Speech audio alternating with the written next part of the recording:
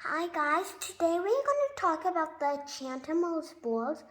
Did you actually know that there's actually three characters? The peacock girl, the fox girl, the skunk girl, and their mini friends.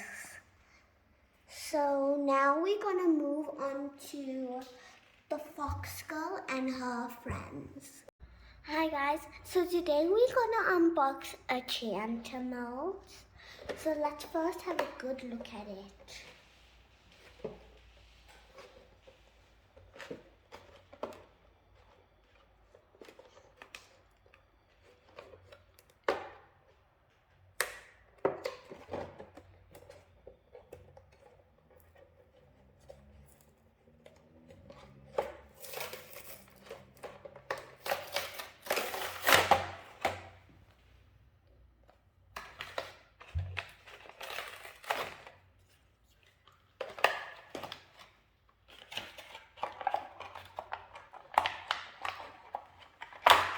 Here's our one character.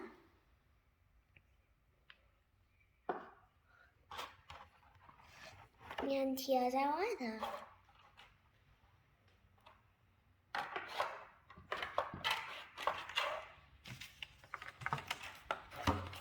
And here's our backgrounding.